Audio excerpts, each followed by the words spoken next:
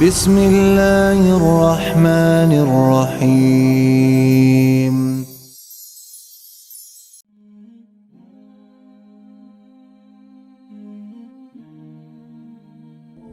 When the famous physicist and astronomer Galileo first championed the idea that the Earth revolved around the Sun back in the 1500s, he was called a raging lunatic and convicted of heresy by the Church. He was then sentenced to life imprisonment and died under house arrest around 9 years later. But if a 10-year-old tells his science teacher that same fact today, nobody even bats an eyelash. So what's changed? Lots of things. The world has evolved, new technologies have been developed that help us more accurately understand astronomy, for example. So poor old Galileo was not insane, he was simply before his time. Luckily, scientists today have more advanced tools and gadgets that can help them avoid meeting the same fate as Galileo, but sometimes their claims still make us do a double take when we first hear about them, especially if we don't have a background in science and physics. Let's look at an example, shall we? In their published works, two different scientists, Tom Garrison and Michael Allaby, both compare mountains to ships. Yes, you heard me. Mountains, those tall, massive structures that protrude out of the earth in such a stately, solid way, and ships sailing in the open water. Sounds like an odd coupling, but the physical law of buoyancy developed by the Greek mathematician and inventor Archimedes would say otherwise.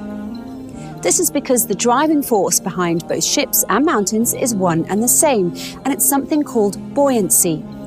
Now, the words buoyant or floating don't usually pop into our heads when we think of mountains. But guess what happens to a mountain when a thick sheet of ice accumulates on its surface? The rock sinks into the mantle under its weight, just as a ship sinks deeper into the water when it's loaded with cargo. And what happens to the mountain when it erodes or after the removal of the thick sheet of ice from its surface? In much the same way as a ship rises again when the cargo is removed from it, the Earth's crust will rise again in response to the reduced load on the mountain.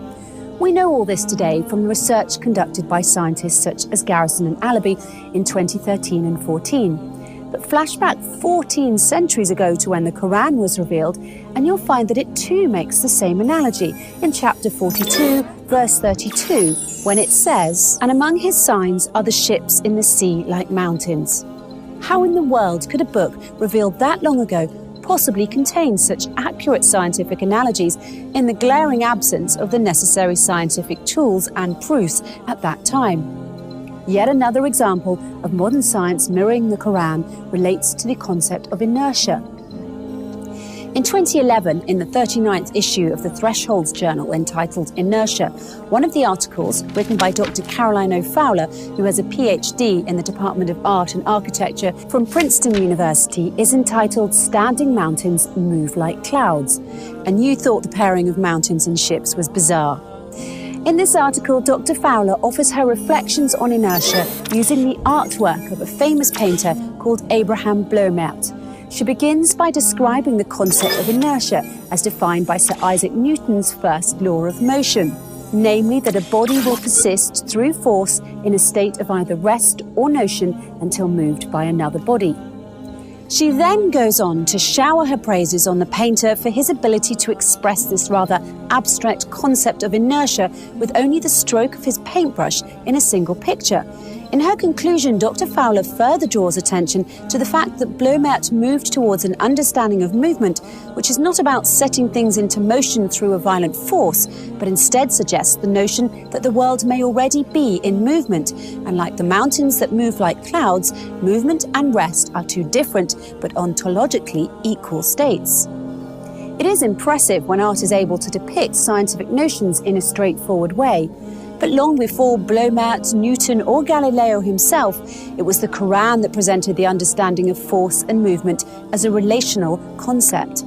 In chapter 27, verse 88 of the Qur'an, it reads, "And you see the mountains and think them solid, but they move like clouds. It is God's technique which has established everything perfectly." Centuries ago, God told us that He created the world following the laws of inertia. It is science that is just now catching up. So who says science and religion have to be at odds? In the Qur'an, science and religion are twin sisters, and I don't mean the type of twins that keep saying they're identical when everyone really knows they're fraternal. The Quran contains many passages that were not understood by scientists, let alone regular people, until recently, and some that science still has not fully deciphered.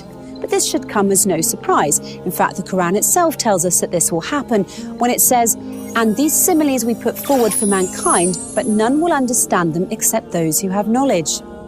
Let's look at that word a little closer now, simile. It's very fitting that the Quran should use that word, seeing as how the book itself often uses similes and analogies to help explain things that might otherwise seem abstract or unrelated to us. But what's even more astonishing then, that is modern scientists have used some of the exact same analogies that were first written in the Quran over 1400 years ago. Of course, until scientists studied any of this, no one thought to relate mountains and ships or mountains and clouds in this unusual way. And even now, the analogy of mountains being like ships in the sea and like moving clouds is one that will most likely be lost on many people. Try it for yourself if you like. Try telling a police officer that mountains move like clouds and watch what his reaction will be. But be careful, because if you persist in saying it, he might just consider you drunk and arrest you. What can I say? Sometimes the truth hurts. I think Galileo would agree with that, don't you?